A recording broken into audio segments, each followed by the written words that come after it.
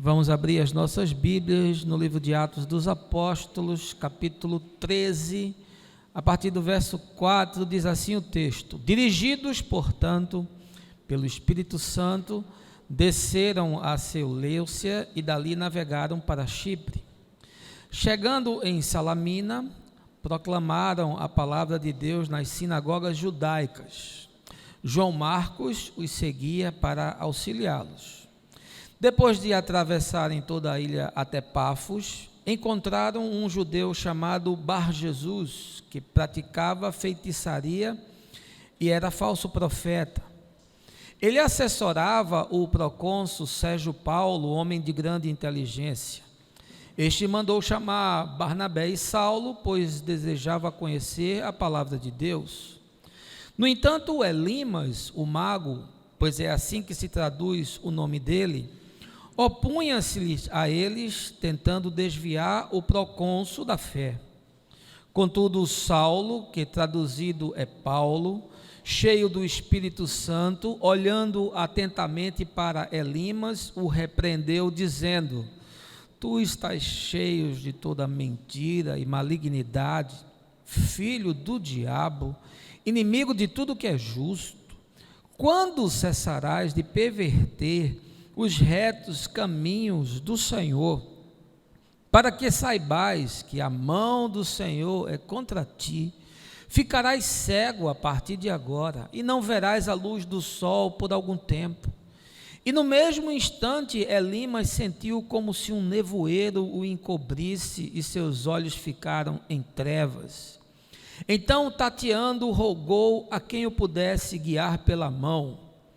O procônsul, observando o que havia acontecido, creu, profundamente impressionado com a doutrina do Senhor. Essa é uma porção, meus irmãos, do texto histórico, da narrativa de Atos, que eu quero que essa manhã deixe esse livro encadernado e se projete aí para a sua mente, e alargue o seu entendimento, e dilate o seu coração, e muito mais do que isso, se projete para as dinâmicas da sua vida, para os encontros humanos que você trava, para as realidades que você enfrenta, porque se não for assim, o texto acaba não servindo para absolutamente nada. É consenso entre os analistas da política nacional que, findo agora esse primeiro semestre, o saldo da conta do presidente Bolsonaro com a Frente Parlamentar Evangélica está negativo. Também é consenso entre esses mesmos especialistas que, sem o consistente apoio dos evangélicos nas últimas eleições, seria impossível que ele fosse conduzido ao cargo, o que torna a situação, obviamente, ainda mais delicada. E aí, visando atender, portanto, às reivindicações desse grupo, que hoje é imprescindível para a aprovação dos projetos do governo, dentre eles, por exemplo, a reforma da Previdência, o presidente se reuniu agora, no mês de maio, segundo matéria da revista Carta Capital, para acatar pedidos e aceitar um pacote que deve flexibilizar as obrigações de igrejas perante o fisco. Pois bem, segundo dados do Ministério da Fazenda, o montante atual devido por entidades religiosas à Receita Federal, pasmem, é de 453,3 milhões de reais, ou seja, quase meio bilhão. Destes, 12,5 milhões são multas por descumprimento das obrigações acessórias. E são essas que os parlamentares pedem que sejam perdoadas pelo governo. É algo assim do tipo: perdoa as nossas dívidas, assim como nós perdoamos aos nossos devedores. Sacaram? Agora, vocês sabem o que são essas tais obrigações acessórias? Dentre outras coisas, são pagamentos de encargos trabalhistas, movimentação de salário dos funcionários. Eu já tenho dito e repito que se fosse feita uma auditoria séria nas igrejas desse Brasil, os pastores iriam sair, na esmagadora maioria dos casos, algemados e presos por sonegação e por apropriação indébita. Mas a generosidade não parou por aí. Além desse pequeno gesto de benevolência religiosa do presidente, ficou também decidido o fim da obrigação de que igrejas menores se inscrevam no Cadastro Nacional de Pessoa Jurídica, ou seja, não tem um CNPJ. A gente aqui é tão pequenininho e tem. Além da elevação de 1,2 milhão para 4,8 milhões de reais, o piso de arrecadação para que uma igreja seja obrigada a informar suas movimentações financeiras. É para glorificar de pé ou não é, igreja? Veja bem, dê aí o seu aleluia. Política no Brasil, não de hoje, né, necessita, dentre outras coisas, de forte dose de habilidade do político para praticar o toma lá da cá.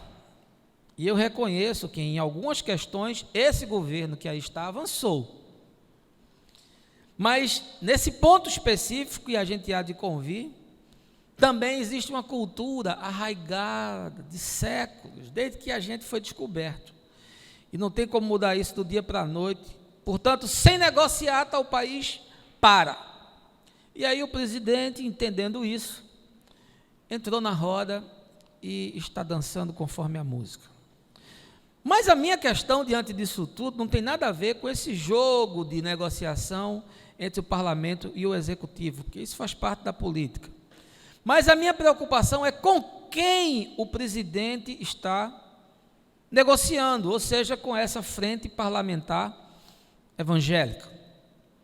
Você sabia que a estreia dos protestantes na política brasileira só se deu com a Constituinte de 1934?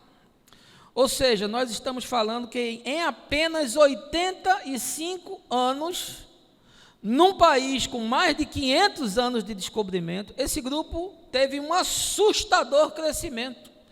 E hoje já desponta como extremamente estratégico, não só para a gestão pública, mas também para o caso das eleições. Terá sido a mão de Deus? Se não foi, como a gente explica essa súbita mudança na percepção dos líderes evangélicos, tanto políticos quanto religiosos, que passaram nos últimos anos de representantes de um gueto a gestores do povo escolhido, de sectários a articuladores, de bitolados a influenciadores, de coadjuvantes a protagonistas. Qual é o fenômeno que está por trás de toda essa aura de sucesso, de poder? Como a gente justifica a relevância que eles assumiram, por exemplo, nos rumos sociais, políticos, culturais e até econômicos do país? Que objetivos últimos eles almejam? E o que a Escritura fala sobre isso? Essa manhã eu queria explorar esse tema, analisando esse riquíssimo texto de Atos dos Apóstolos, qual é a fenomenologia que está aqui inserida, e de antemão eu queria lhe dizer que eu estou profundamente alinhado com o que diz o notável político americano, o presidente Abraham Lincoln: ninguém é suficientemente competente para governar outra pessoa sem o seu consentimento. Ou seja, não há inocentes nessa história. Mas eu não queria avançar sem antes lhe convidar a um momento de oração. Baixa aí a sua cabeça, feche os seus olhos. Pai, nós entramos nesse espaço que fazemos uma casa de oração, que ganha significado não por conta das pedras, mas é sacralizado por aquilo que nós carregamos dentro de nós, na nossa consciência. E quando nos unimos e nos ajuntamos como família de Deus, repartindo os nossos dons no serviço uns aos outros, constituímos esse momento, um momento de festa, de alegria, de oração e de partir do pão. Portanto, vem sobre nós, Espírito Santo, abre o nosso entendimento, toca no nosso coração, tira-nos do nosso sono profundo e desafia-nos a um viver conforme a Tua palavra. É o que eu te peço, no nome de Jesus. Amém. Fizemos a leitura do livro de Atos dos Apóstolos, foi escrito em grego pelo nosso parceiro Lucas, que era um médico sírio de Antioquia, colaborador, amigo de Paulo, discípulo de Paulo, ali segundo a alta crítica por volta do ano 62 depois de Cristo. E aí eu queria lhe convidar, como de costume, a você vir comigo e vamos entrar nessa cena, vamos entrar no palácio do governo de Chipre, província romana, onde o procônsul Sérgio Paulo está conversando com os apóstolos Paulo e Barnabé e com o sacerdote e místico Bar Jesus. A narrativa desse capítulo 13 de Atos nos situa ali mais ou menos no ano 49, ou seja, 20 anos aí após a morte de Jesus e da sua ressurreição. E aí a gente compreende que já havia comunidades espalhadas ali pela Ásia Menor e por outras cidades, e essa curiosidade a respeito do Evangelho, dessa nova doutrina, era crescente. As pessoas queriam saber do que se tratavam, queriam estar de alguma forma informadas. Pois bem, o motivo do encontro dessa manhã deve-se ao fato de que o governador havia solicitado uma audiência. Normalmente é o contrário, né? A gente é que quer falar com o governador, mas aqui o governador disse: eu quero falar com essa moçada, e ele queria falar justamente a respeito da fé. E aí Paulo e Barnabé foram para esse encontro, começaram a falar das riquezas do Evangelho, dos valores, dos princípios do reino de Deus, e enquanto eles estavam expondo, havia um místico, havia um mago, havia um pseudo-profeta que estava ao lado e começava a descredenciar o que eles falavam, começava a se opor, começava a minar aquela fala, começava a colocar entraves. E aí Paulo chegou no momento que diz: olha, você é filho do diabo, cheio de engano, cheio de malícia, cheio de injustiça. A mão do Senhor vai ficar agora sobre você, você vai ficar cego por um tempo, para ficar esperto. E aí diz o texto que ele perdeu a visão e começou a tatear e procurava pessoas que pudessem guiá-lo. É isso o resumo dessa passagem que nós lemos. Agora tem uma questão: quem é esse Bar Jesus? Quem é esse Elimas que aparece nessa passagem? Na verdade, esse nome Elimas, na tradução do aramaico, que foi a expressão que Lucas usou, significava mago, místico ou sábio. Era uma designação, era um apelido do nome Bar Jesus, que era o nome verdadeiro desse homem, filho de Jesus. E é muito intrigante, muito curioso que um místico, um mago, um feiticeiro tenha o nome Bar Jesus.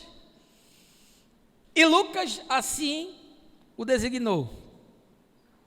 Conforme esse texto de Atos, esse Elimas ocupava uma posição influente. Ele era assim o conselheiro do governador.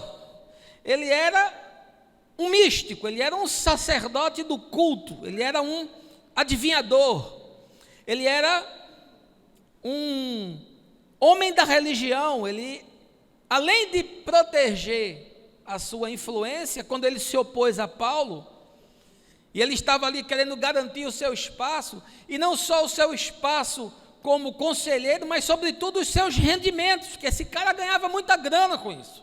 Aliás, não tem coisa melhor do que religião para ganhar dinheiro. Eu não conhecia até hoje um negócio melhor. Eu sou um cara muito estúpido, porque eu podia estar rico se eu estivesse brincando da forma correta com esse negócio. O meu problema é que eu tenho temor de Deus e tenho seriedade com as coisas do Evangelho. E aí, quando Paulo e Barnabé começaram a pregar, ele disse: opa, a turma quer roubar aqui o meu bocado. Negada quer meter a mão na minha cumbuca. O sujeito está trazendo uma novidade, e não tem coisa que se goste mais do que novidade. Ah, chega um profeta aí qualquer falando novidade, e a moçada fica alvoroçada, porque o povo gosta de novidade.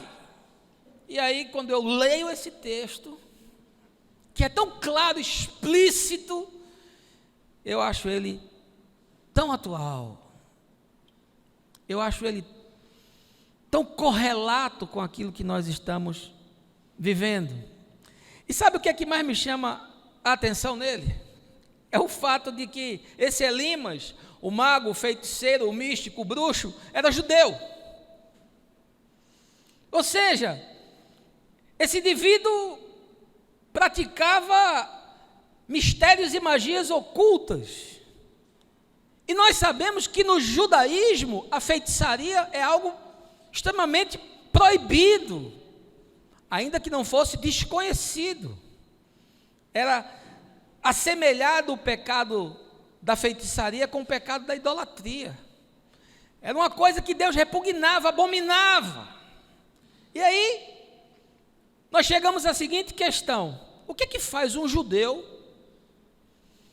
colocar a sua religião de lado? E nesse caso nós estamos falando de uma religião nacional, de uma religião estatal. Era quase como o sujeito negar as suas origens, para fazer uso de outras práticas e de outros costumes e se apropriar de crenças que Deus abomina. Teria ele se convertido a essa nova religião? Ou seria o desejo de ter poder? Ou seria o desejo de ter prestígio? Ou seria o desejo de ter muita grana, de obter vantagens? Ou seria uma alquimia de tudo isso? Mesmo no mundo antigo, os praticantes de magia dominavam técnicas de manipulação dos poderes sobrenaturais, e assim eles podiam realizar feitos notáveis. Eles produziam alquimia, eles entendiam de astrologia, eles tinham capacidades mediúnicas, eles realizavam necromancia, eles lideravam rituais, faziam feitiços, utilizavam amuletos, pedras, plantas, usavam a cabala e as palavras de mistério. Portanto, é tudo muito igual ao que está hoje. E aí perceba que nós estamos diante desse Elimas, que ele é um judeu, e ele obviamente ele conhecia as práticas do judaísmo, ele conhecia os costumes de Israel, ele conhecia as verdades e os escritos do Velho Testamento, ele conhecia a Torá, mas aconteceu que num determinado momento, por questões de interesse próprio, de ganância, de sede de poder, de desejo de grana, ele começou a simbiotizar, a misturar no mesmo caldo a religião dos seus pais com os cultos de mistério dos egípcios, com as crenças místicas da Babilônia, com a escatologia persa, com a filosofia grega. E a partir disso, ele começou a se tornar um homem influente. Elimas era o cara que todo mundo queria levar para casa. Elimas era aquele bruxo que tinha uma casa na esquina de aconselhamento e cobrava caro, porque ele andava a tiracolo do governador. Deixa eu lhe dizer uma coisa essa manhã.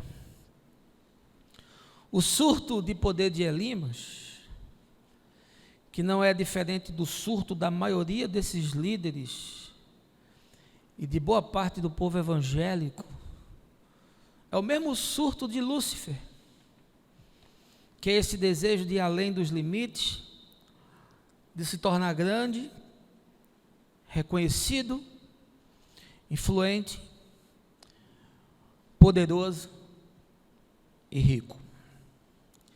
E para tal, meu amigo, o sujeito nega a verdade, nega a tradição dos pais, nega a fé dos antepassados, a sua história, os seus valores, os seus princípios, a sua ética, porque ele quer sentar no trono que seja mais alto possível e ele quer estar junto de gente que seja o mais influente possível.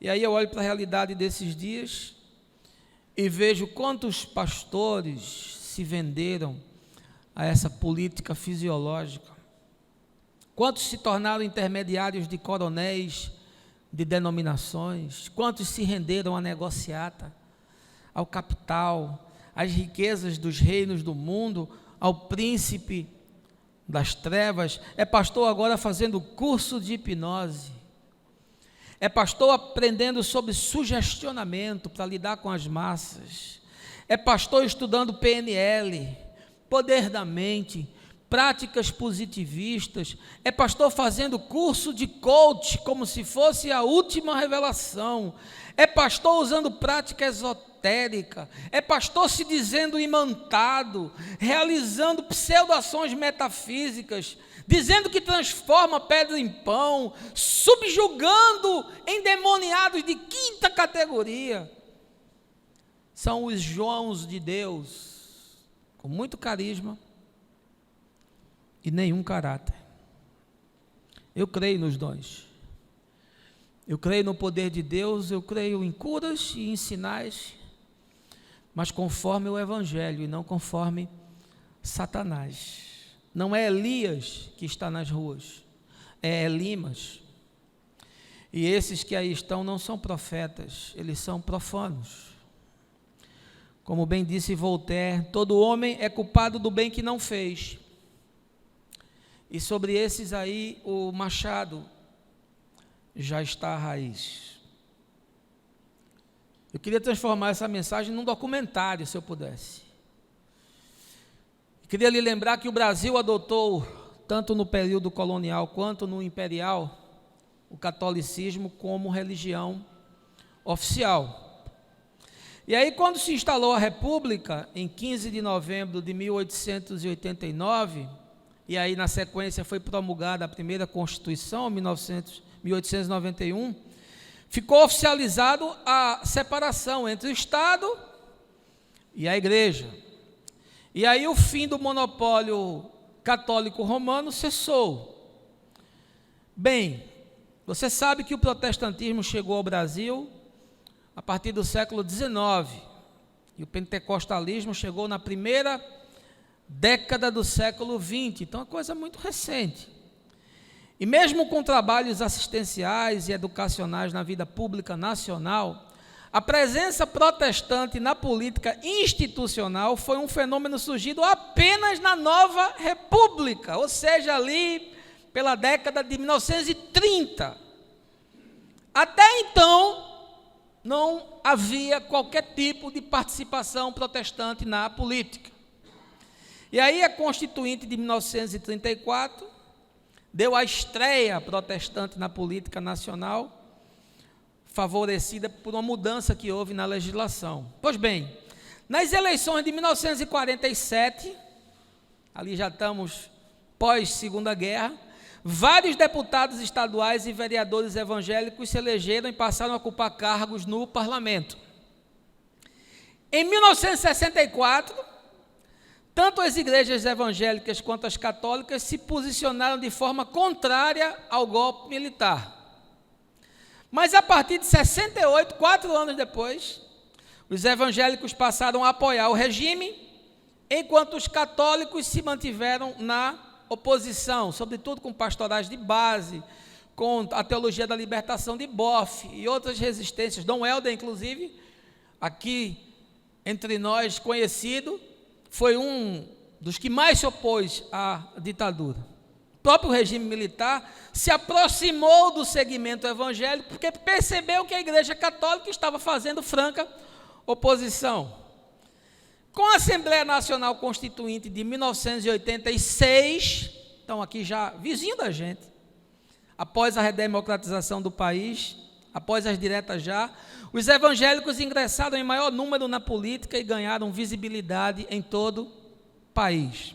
E foi justamente nessa ocasião que foi implantado no Congresso Nacional a chamada bancada evangélica.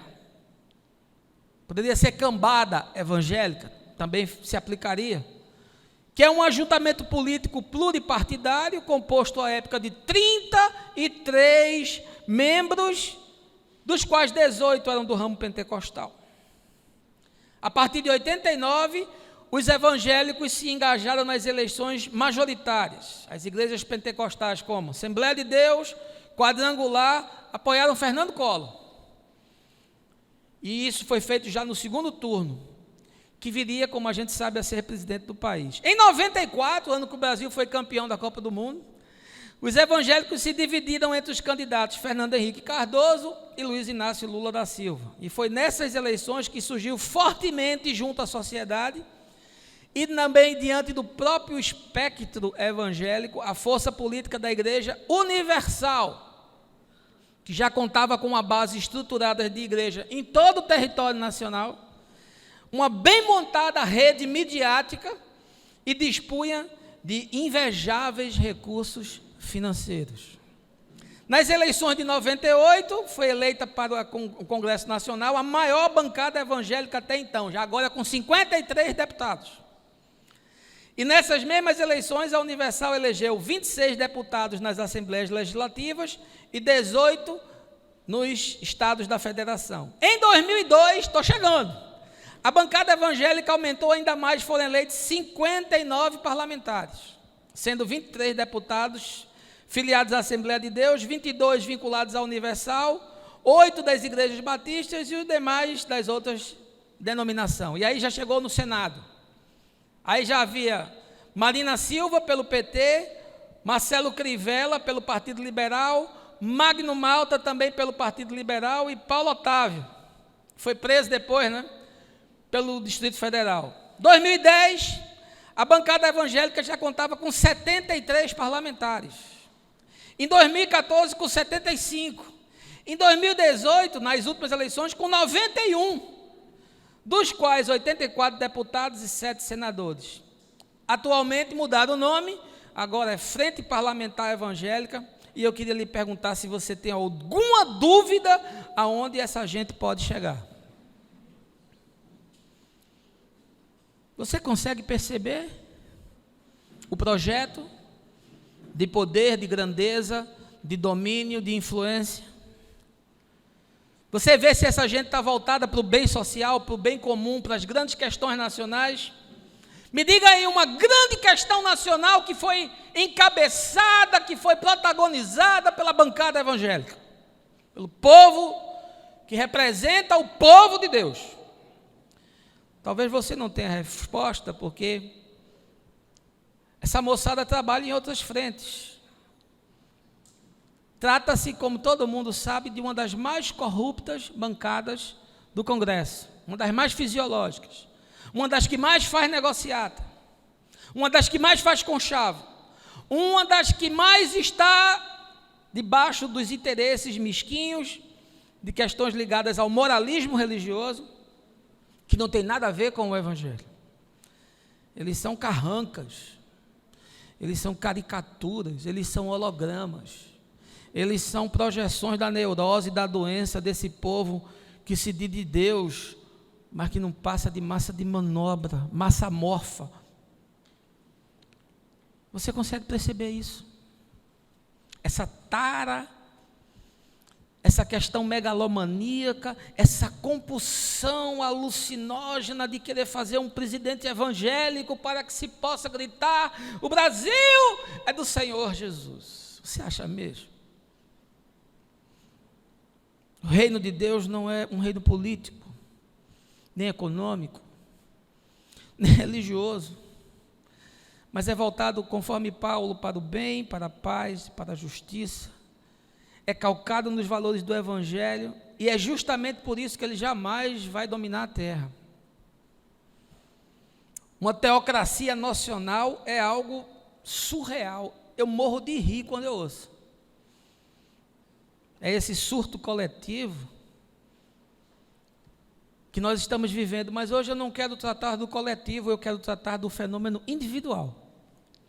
E eu fiz só esse histórico, essa timeline, para você compreender o tamanho do problema. Como é que esses elimas surgem, hein? Você sabe? Do que é que eles são feitos? O que é que os habita? Como é que eles agem?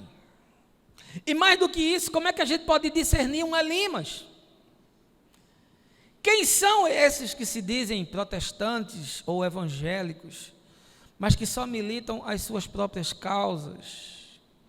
Quem são esses que se sentaram na cadeira de Lutero e de Calvino, mas que não pensam nem creem jamais como os reformadores? Eu vou lhe dar aí 5 formas de você identificar o fenômeno, para você se proteger. 5 maneiras de você perceber como é que se constrói e como é que se firmam aqueles que não passam de feiticeiros do sagrado, mas jamais discípulos de Jesus e do Evangelho. Volte aí a escritura, a mensagem é expositiva, está tudo no texto. Primeira coisa que eu queria lhe dizer, que lhe ajuda a identificar um embusteiro, um elimas, é a perda da identidade da mensagem, que passa a ser aditivada com outras ideologias. Veja aí o verso 6. Depois de atravessarem toda a ilha até Pafos, encontraram um judeu chamado Bar Jesus, que praticava feitiçaria e era falso profeta. Você quer saber como é que você identifica um cara desse, um mágico, um mago, um feiticeiro, um enganador, um embusteiro, um falso profeta? A primeira coisa é que esse indivíduo, ele mexe com a identidade da mensagem, e aí ele começa a misturar essa mensagem com outras ideologias. Quem era Bar Jesus? Ele era um alquimista, mas antes de tudo ele era um judeu. Ou seja, esse cara um dia fez sacrifícios no templo. Esse cara um dia foi a Jerusalém para celebrar a libertação do povo de Israel do Egito. Esse cara um dia fez lavagens ascéticas ali no tanque de Siloé, purgando os seus próprios pecados. Esse cara um dia sentou-se e começou a estudar a Torá, porque ele tinha que se apresentar ao sumo sacerdote com 13 anos para receber a sua aprovação e sua maioridade. É um cara que nasceu na igreja, rapaz. Esse cara era crente. Esse cara era tão crente como a maioria dos crentes que estão aí. O que aconteceu com esse indivíduo? Ele misturou o negócio. Ele viu que esse negócio de ser pastor de igreja, de crente, não dava futuro. Ele viu que pregar a mensagem não dava dinheiro. Ele viu que falar a verdade não trazia benefício. Ele viu que para ele sentar junto de um governador, de um homem de negócios, daqueles que exerciam influência, dos grandes latifundiários, para ele sair na foto, para ele sair na manchete dos jornais, para ele estar nas redes sociais, para ele ter patrimônio e ganhar grana, aquele negócio não rolava, não dava grana, não dava projeção, não dava status. E aí ele teve a seguinte ideia: eu vou juntar isso com outros negócios que tem por aí, com os mistérios dos egípcios, com as crenças babilônicas, com a escatologia persa e com a filosofia grega. Eu vou misturar esse negócio com positivismo, com coach, eu vou misturar isso aqui com PNL, com hipnose, e eu vou sair e as multidões vão me seguir. E assim foi. Você quer identificar alguém que é um bruxo, é um feiticeiro, que se vende como bispo, pastor, apóstolo? É simples, preste atenção no que ele prega. Se ele estiver misturando isso aqui com qualquer outra coisa, é porque ele é um embusteiro. Se ele estiver aditivando com qualquer outra coisa, é porque ele é um manipulador. Se ele estiver fazendo alquimia, uma tentativa de arrumar uma novidade, um negócio que junta gente, que atrai a atenção das pessoas, ele é falso. Corra dele. Ele é filho do diabo, conforme o chamou o apóstolo Paulo. O que é que a gente mais tem nesses dias, né? Mistura. É gente misturando evangélico com gestão empresarial, com gestão profissional, com produtividade. Você já viu isso em algum lugar? Não. As igrejas em célula nada mais são do que adaptações de métodos de gestão para fazer multiplicação. Você pensa que é para multiplicar discípulo? Não, meu irmão, é para multiplicar boneco. Porque a igreja tem célula, mas não tem cérebro. Os caras não pensam, eles são invadidos, são estuprados nas suas mentes, têm a sua privacidade manipulada. Está duro o discurso? É porque hoje eu estou light, eu estou assim um pouco, sabe? Tem visitante hoje, eu estou maneirando. Você que me ouve, você sabe como é que é a parada. É mensagem aditivada, rapaz. É mensagem que botaram água dentro dela, para diluir. É marketing profissional. Ninguém usou melhor o marketing no Brasil do que a Igreja Renascer em Cristo. Aí só é você saber quem era Estevão Hernandes, o gênio do marketing. O cara trabalhou com marketing a vida toda. Montou um plano de negócio e chamou pessoas para participar de um grande investimento. Isso eu sei porque um amigo meu de São Paulo, que trabalhava no Banco Real, foi chamado para participar de um grande empreendimento religioso. O que é que o cara construiu em pouco tempo? Uma das maiores denominações do país. Saiu do nada e virou uma hidra, uma besta de muitos tentáculos. Aí depois o cara foi pego com não sei quantos $1.000, né, dentro da Bíblia. Aí se meteu em negociata, aí ficou devendo aluguel de templo, aí se ferrou. Mas ainda há pouco ele estava agarrado com o Sônia e lá com o Bolsonaro na marcha para Jesus. O cara nunca sai, meu irmão, ele está sempre ali mordendo, comendo. Ele é um papagaio de pirata, está sempre ali. É mensagem aditivada. É o misticismo da Universal. O Macedo chegou para o Caio e disse: sabe por que eu faço essas práticas místicas? Porque o povo brasileiro é místico. O povo brasileiro gosta de macumba, gosta de feitiçaria, gosta de ir para cartomante, gosta de ouvir profecia. Aí a gente bota esse negócio todo porque é isso que atrai as pessoas. Ah, meu irmão, se eu botasse um turbante aqui na cabeça e desse uns saculejos assim e soltasse umas profecias malucas, isso aqui estava lotado. Ai, você pensa que eu não sei transformar pedra em pão? Não, eu sei. Eu só não quero. Porque isso atenta contra a minha consciência. Mas os caras fazem isso porque a plateia gosta. Porque o cara diz: rapaz, isso é um negócio de Deus. Aí o cara roda, cai no chão, demônio. Deus está ali naquele lugar. É a extravagância dos dons espirituais dos pentecostais. Eu nunca vi tanta esquisitice quanto nesse tempo. O Espírito Santo não faz esse tipo de coisa. Você não vê isso na Escritura. Gente rodando feito peão, gente batendo asa feito borboleta, gente entortando o corpo e dizer que isso é manifestação do Espírito Santo.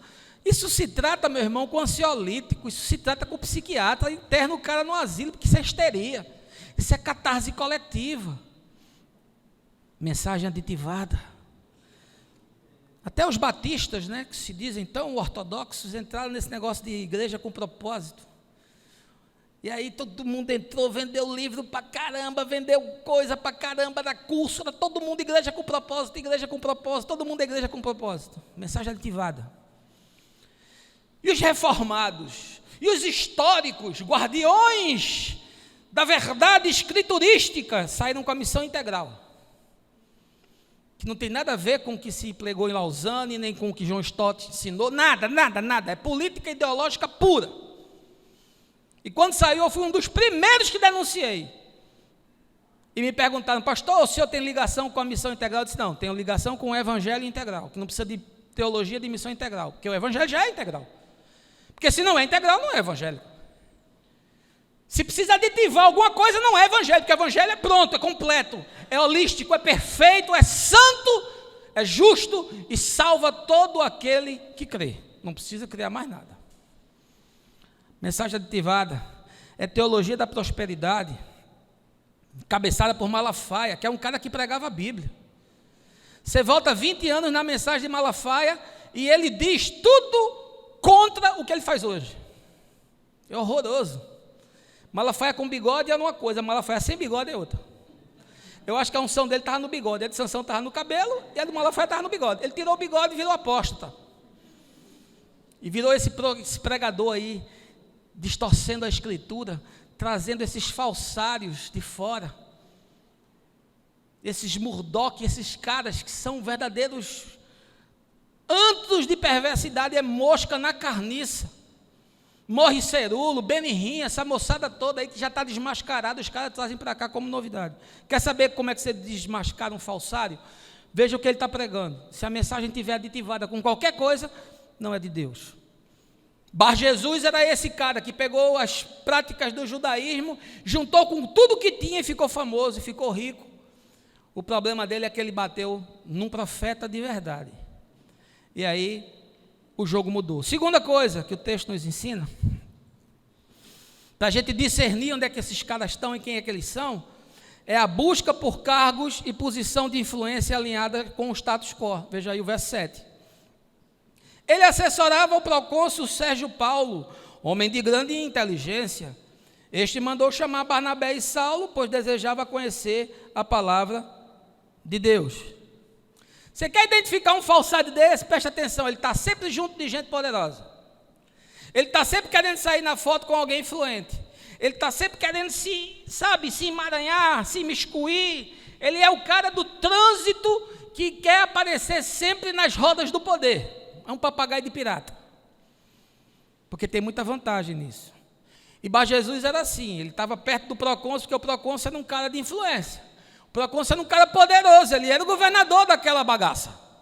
E ele disse, eu tenho que ficar aqui, porque eu estando aqui, a alta sociedade vai procurar. Porque quem não quer se aconselhar com o cara que aconselha o governador? Quem não quer ser o capelão do governador? Quem não quer ser o conselheiro do presidente? Quem não quer? Todo mundo quer, não é não? Pois é, quando você vê gente assim, cuidado. A boa chance dele ser um falsário. É gente que sempre está na situação, já percebeu isso? Eles nunca são oposição a nada. Eles estão sempre junto de quem exerce o poder. E eles tentam influenciar essas pessoas para tirar algum proveito. É o Magno Malta. Você pega o Magno Malta, ele tem foto com todo mundo. Você pega ele, tem foto com Lula. Aí ele tem foto com Dilma. Aí ele tem foto com Temer. Aí agora ele já está com o Bolsonaro. E levou um chute na bunda, né? Porque aí esse último não colou. Ele achou que ia rolar, mas não rolou. E nem eleito foi. Talvez o povo esteja começando a entender como é que o jogo é jogado. É gente que está sempre no poder. São os oportunistas. Malafaia é a mesma coisa. Agarrado com o Bolsonaro. Ele está sempre agarrado com alguém que tem poder. Ele no Rio metia o pau em Crivella. É porque a gente não lê. Crente só lê Bíblia, não lê jornal. E ler a Bíblia não entende. Aí é uma nulidade total, um apagão intelectual. Ele estava agarrado com Crivella no Rio. Aí daqui a pouco Crivella sai para governador e ficou contra Crivella. Aí daqui a pouco ele fica a favor. É assim. Ele ora, ele alinha, ele ora, desalinha de acordo com as suas próprias conveniências. É Macedo com Dilma. Esses caras vão pedir a bênção lá nesses grandes terreiros. Está lá o Haddad e a Manuela, 2 ateus lá tomando a Santa Ceia. Que bonitinho. Ele só faltava fazer o sinal da cruz. Porque tem que ir pedir a bênção, porque esses caras são os papas, são os big shots, esses caras mandam em muita gente, são quase 50 milhões de evangélicos. E eles mandam votar, e eles dizem em quem votar e em quem não votar. Sabe por quê? Porque eles querem sempre estar no poder. Estão sempre recebendo cargos. Eles estão sempre ali onde os negócios são feitos. Eles estão sempre alinhados com as piores práticas. Eles estão sempre alinhados com as piores coisas.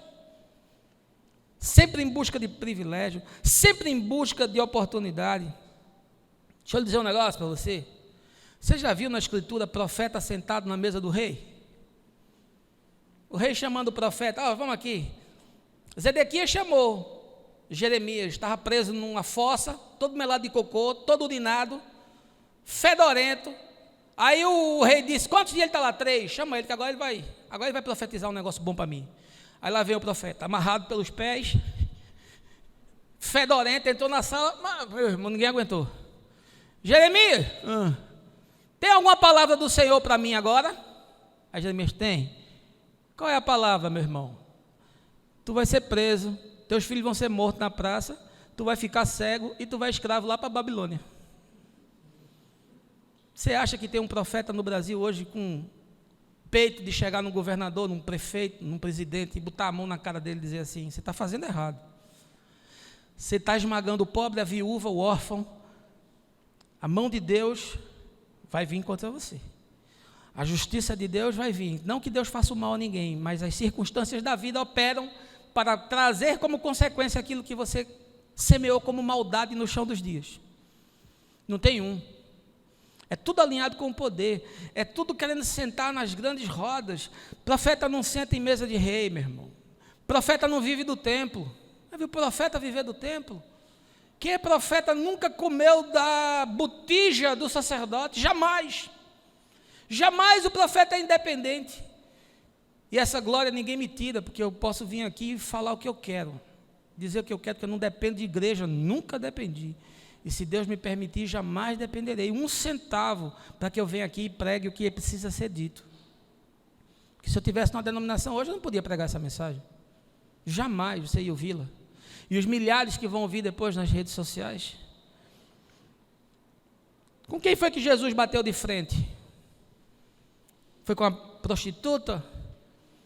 Foi com os incautos? Foi com o cego Bartimeu?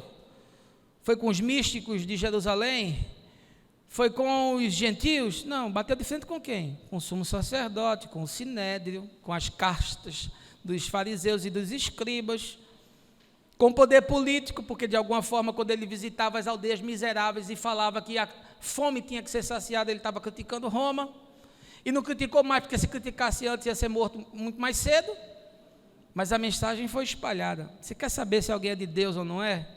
Preste atenção onde é que ele está, com quem que ele alinha, em que mesa ele senta.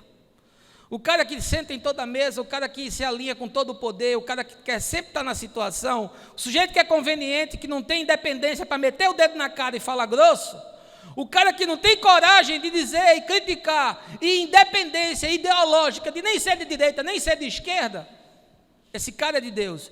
O que não tiver isso, meu irmão, é um Elimas. Terceira coisa, para a gente reconhecer esses bruxos, para você não ser mais enganado, é que o fundamentalismo e a ortodoxia como prática inviabilizante do diálogo e do bom senso fazem parte do jogo dessa moçada. Veja aí o verso 8. No entanto, Elimas o mago, pois é assim que se traduz o nome dele, opunha-se a eles, tentando desviar o procônsul da fé. Ou seja, esse Bar Jesus, ele queria que o governador continuasse ignorante. Ele queria que o governador continuasse cego. O governador disse: chama Paulo e Barnabé, que eu quero ouvir esses caras. Eu quero ouvir o que eles têm a dizer. Ele era uma fruta que estava madura para ser colhida. Aí o Elimas começou dizendo: não, vamos sujar aqui, vamos impedir, vamos criar dificuldade, vamos tentar descredenciar os caras, vamos falar que eles são malucos, vamos falar que eles são doidos, vamos falar que essa mensagem não tem lé com cré. Porque se a gente fizer isso, a gente mantém o nosso status quo. Você quer saber qual é uma característica dessa moçada? É gente fundamentalista. É gente ultra-ortodoxa, e a ortodoxia dele é a pior possível. É aquela que se liga para guardar aquilo que Jesus nunca guardou. É o fundamentalismo que leva o sujeito a matar em nome de Deus. É o sujeito que não senta para dialogar e para conversar com ninguém. Sabe por quê? Porque ele quer que você permaneça sempre no engano. Por isso que ele não senta. Aliás, ele não tem nem conteúdo para sentar, para discutir. É engano produzido em série. Para quê? Para desviar as pessoas da verdade. Eles não dialogam. São irascíveis. Eles são irreconciliáveis. Você já viu Malafaia falando assim, sóbrio, tranquilo, assim, falando assim como eu estou falando agora? Não, é sempre... É um bulldog. Se você botar a mão perto da televisão, ele morde a sua mão. Porque não conversa com ninguém, não senta para dialogar com ninguém, não respeita o outro. De onde é que você acha que vem essa violência contra as religiões africanas? Você acha que vem de onde? Da cabeça dos crentes? Isso é fomentado, isso aí é instigado, isso é provocado. Até traficante do Rio se acha mais santo do que o cara que está lá vivendo no terreno dele, fechado em 4 paredes. O cara acha que tem direito de ir lá, bater, quebrar expulsar e dizer: se voltar aqui eu lhe mato, em nome de Jesus. Porque não respeita nada, porque não ouve ninguém, porque não abre espaço para o diálogo com ninguém. E se fizer isso, é um ecumenista. Isso é do diabo, isso é um ecumenista. Não sabe nem o que é ecumenismo, não sabe nem o que é. Você não vê na Escritura Jesus combatendo nenhuma seita egípcia, nenhuma seita babilônica, nenhuma seita persa. Não vê ele discutindo com o filósofo grego em nenhuma praça, em canto nenhum você vê Jesus fazendo isso. E Paulo, quando foi no Areópago, foi porque foi convidado. Falou, a moçada ouviu, depois disseram: tá bom, vai-te embora. Ele foi embora. Ia na sinagoga porque era convidado. Quando a turma, depois de 3 dias, eu via ele, botava ele para fora, ele ia embora. Mas essa gente aqui, eles não conversam com ninguém, não dialogam com ninguém, eles não se sentam com ninguém, não se aproximam de ninguém. Atacam os espíritas, diz que os espíritas vão tudo para o inferno. Atacam os católicos, diz que os católicos vão tudo para o inferno. Não sobra ninguém. Enquanto eles piorarem o mundo, eles nunca vão melhorar em si mesmos, porque eles só fazem pior. É a condenação, é a boca, só tem juízo. E aí Jesus dizia assim para os fariseus: nem vocês entram, nem vocês deixam os outros entrar. Aí eu escrevi um texto essa semana e botei: nem trepa, nem sai de cima, para ninguém se escandalizar, porque o bom português é assim, na cara, com verdade. Essa ortodoxia que impede o diálogo. Você já viu essa bancada evangélica discutir aborto, discutir droga, discutir homoafetividade, discutir desmatamento, uso de agrotóxico, que agora está uma desgraça aí? Não, é só moralismos. Só são questões periféricas, é só questão plástica, é só questão estética, não tem nada de ética. Eles não pensam no que é bom, eles pensam no que é bom para eles, segundo as suas conveniências. Não é para o povo, é para o chefe da sua denominação, o coronel de igreja. E o cara não discute nada pensando assim: isso aqui é o melhor possível, porque o mundo é caído, isso aqui é o que é o viável. Não é que seja o ideal de Deus, não, meu amigo, o ideal de Deus é o paraíso. Mas não senta, não discute, não conversa, não tem respeito pelos outros. Só pensa em batermos com o Espírito Santo, achando que batermos no Espírito Santo resolve tudo. Não resolve não, meu amigo. Quantos são batizados com o Espírito Santo e estão doidos, porque estão distantes da Escritura e não sabem nem usar os dons? Usam contra si próprios, não tem equilíbrio, não tem bom senso, não tem humildade. Quando você vê gente assim, saiba, isso é o fenômeno que produz Elimas, que Paulo queria falar, ele não, ele queria se atravessar, ele queria se opor, porque ele não queria perder a mamata, ele não queria perder a benesse do cargo. Quarto lugar, quer discernir um Elimas? Quer saber como você é? Olha para alguém e diz: isso é um bruxo, isso é um feiticeiro, isso jamais é um profeta do Evangelho.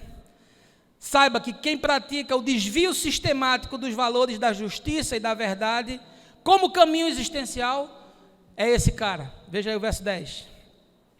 Tu estás cheio de toda mentira e malignidade, filho do diabo, inimigo de tudo que é justo.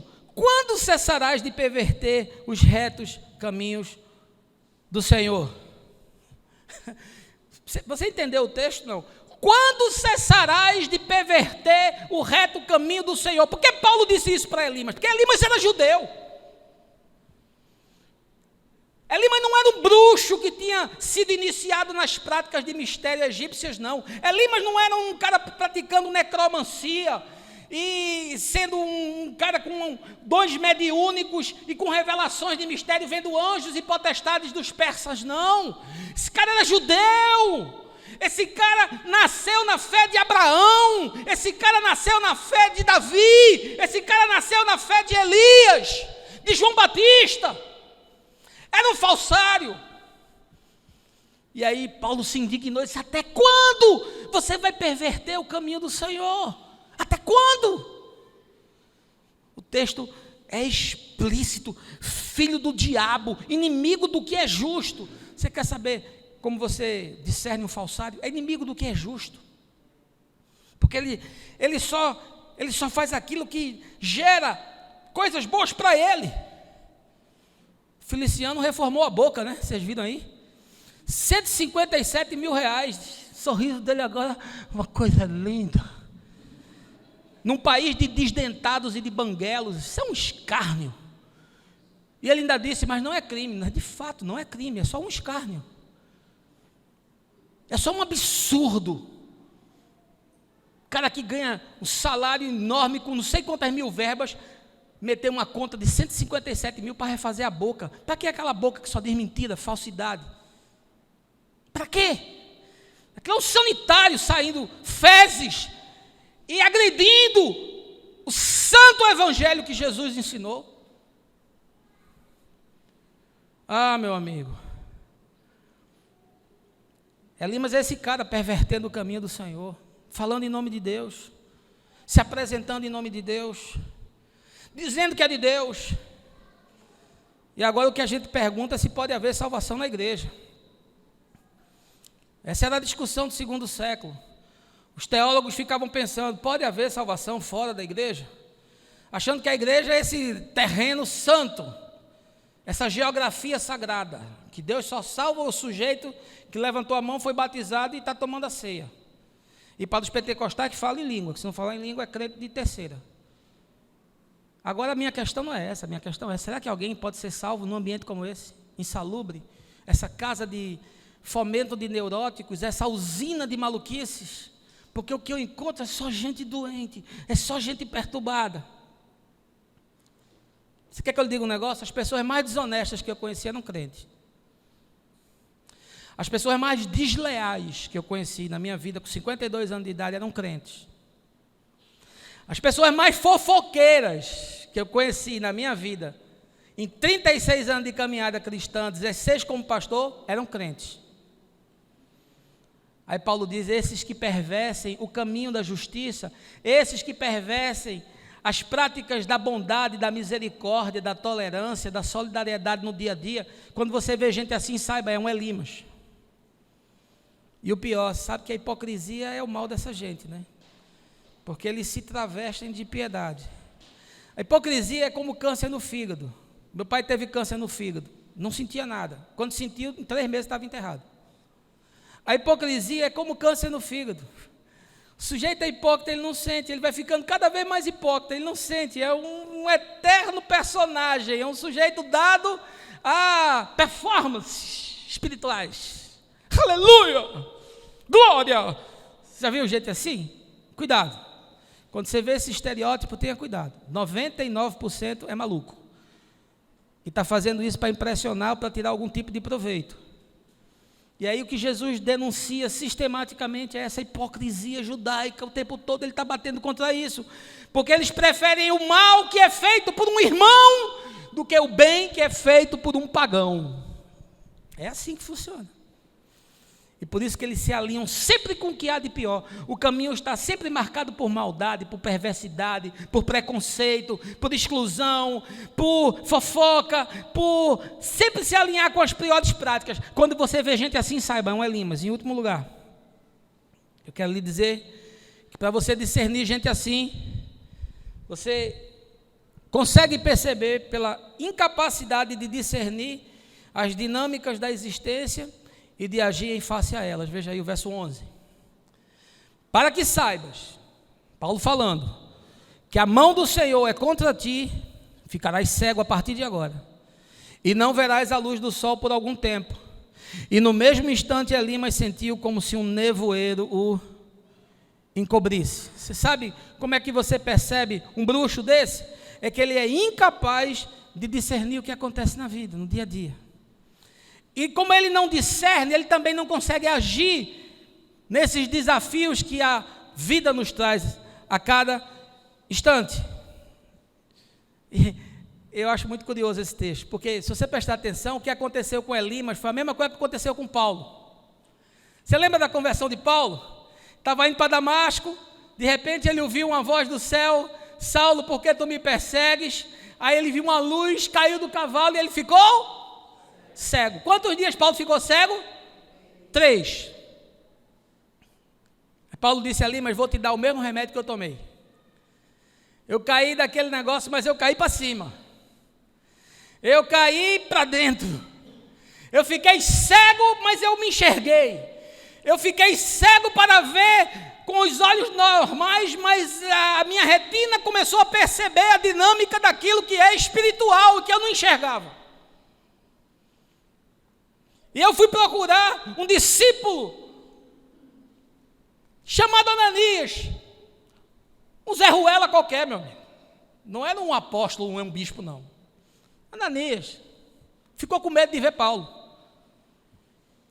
Senhor, não tem outro para mandar não? Vai tu mesmo, Ananias, tu resolve. Aí impôs as mãos sobre ele, ele recobrou a visão, foi cheio do Espírito Santo, foi batizado, nunca mais foi o mesmo homem. Mas o problema de Elimas é que esse processo de metanoia que Paulo viveu, ele não viveu, porque ele não se arrependeu. Ele jamais podia enxergar, porque a cegueira dele não era na retina, a cegueira dele era no coração e na mente. Essa gente não consegue enxergar porque a cegueira está na mente, não está no aparelho ocular.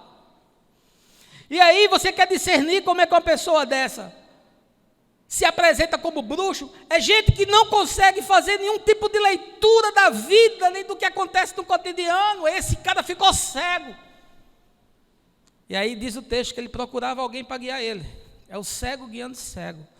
Olha, a esmagadora maioria desses pastores que estão aí são cegos guiando cegos. Um cara desse não senta 5 minutos comigo com a Bíblia aberta, ele não aguenta. 5 minutos. Eu faço 2 perguntas para ele, ele não responde. Porque não sabe, porque é um boneco repetindo mantra, que aprendeu no seminário teológico, que é confessional, que só ensina aquilo que a denominação interessa. Isso é uma máquina de fazer boneco, minha gente. Será que vocês não perceberam isso ainda? É uma máquina de fazer boneco, em série. O resultado de Paulo foi diferente, porque Paulo teve uma experiência. Se enxergou, se discerniu, olhou para dentro, se arrependeu, disse, não quero mais ser assim, não quero mais viver desse jeito. Não quero mais ser fariseu zeloso. E se antes disso tinha valor, agora vai virar esterco. Para que de alguma forma eu receba compreensão da soberania e da supremacia de Cristo. É assim que funciona. Esses que se dizem propagadores da luz estão em trevas profundas, tateando, feito Elimas, tentando encontrar, porque o olho está encoberto pelo nevoeiro da ideologia. É gente que trouxe política para dentro da igreja, fazendo arminha, feito um bando de idiota. Me desculpe, meu irmão, se você fez isso, você foi iludido, enganado e manipulado. Você já viu Jesus se envolver com política partidária? Você está maluco? A igreja se alinhou com o golpe. Com o que havia de pior? Você vai para o nazismo alemão, a igreja protestante estava alinhada com o nazismo. E pega um homem como Bonhoeffer, um santo de Deus, e mata porque era o profeta daqueles dias. São incapazes de olhar a existência com bondade. E por isso Jesus disse, se os teus olhos forem bons, vocês vão enxergar, mas se forem ruins, se forem os olhos de Elimas, que grandes trevas vocês estarão mergulhados. Não sabem nem para onde estão indo, e estão levando para o inferno uma legião de gente, tudo cego, porque não conseguem fazer a leitura das dinâmicas mais elementares da vida. Vivem de castrar, de proibir, de censurar, de amordaçar, de prender, enquanto as neuroses e as doenças explodem na alma das pessoas. Todo dia eu estou encontrando um maluco me procurando, cheio de doença, de ferida na alma. Como eu queria pregar sobre isso. Mas não tem tempo. Mas fica aí o relato. E eu queria concluir dizendo o seguinte, que eu usei no título dessa mensagem a alegoria da cadeira de Lutero e de Calvino, né? Tendo como referência o que Jesus disse sobre a cadeira de Moisés, diante de uma plateia de religiosos que estava no templo. Obviamente eu não estou fazendo qualquer comparação entre os reformadores e o profeta do Velho Testamento, mas apenas eu estou utilizando o fato de que Moisés era o grande representante da lei. E Jesus disse, na cadeira de Moisés se sentaram fariseus e escribas distorcendo a verdade. Assim como Lutero e Calvino são os ícones da reforma protestante para os evangélicos. Portanto, assim como Jesus denunciou o estelionato dessa gente, feita e patrocinada pelo Sinédrio e até pelo sumo sacerdote em relação à Torá, e a tudo que Deus havia ensinado de geração em geração ao povo, eu também estou denunciando aqui hoje, 4 de agosto de 2019. O que esses pseudo-apóstolos, bispos, pastores, políticos, donos de denominação, proprietários de igrejolas e outras entidades desse mundo evangélico, que de evangélico não tem mais nada, esse nome se desgastou e perdeu o significado, quem for sério vai se largar disso. E eles fazem em nome de Deus, mas com as artimanhas de Satanás, contra a verdade e contra tudo aquilo que Lutero e Calvino ensinaram, se eles quiserem assim ter esses como referência. A verdade é que o que mais temos nesse tempo são limas nos púlpitos, limas liderando igrejas, limas à frente de denominações, limas que são donos de redes de TV, de editoras, de gravadoras, de canais de rádio, limas na política, no Congresso, nas câmaras de deputados estaduais, nas câmaras de vereadores municipais, fazendo lobby, negociata, praticando corrupção ativa, passiva, estelionato, patrocinando falcatrua, roubalheira e tudo isso sob o manto de que eles são evangélicos. Esse nome, me desculpe, e você que me ouve que é evangélico, caia fora, meu irmão, enquanto é tempo. Jesus não tem parte com isso. E está tudo aí agora, está gravado, está filmado, e o que eu tinha que dizer eu disse, e tive peito para dizer, e disse conforme o que está no Evangelho. E com o Evangelho aberto, eu sento com qualquer um para conversar. Com a Escritura posta, eu sento com qualquer um para discutir. Mas não me traga nada que seja aditivado e que seja figueira com folha, que não tenha fruto. Porque eu não tenho parte com essa gente. Essa mensagem não é para você concordar com ela, é para você pensar. Pense, reflita. Analise, esquadrinhe, reflita e tire suas próprias conclusões. Amém? E o mais a gente vai se encontrando, a gente vai se abraçando, a gente vai se conhecendo, a gente vai caminhando, porque é no caminho que as coisas vão acontecendo. E é no caminho que Jesus se revela. Um beijo para você, bom final de semana, Deus te abençoe. No nome de Jesus, amém.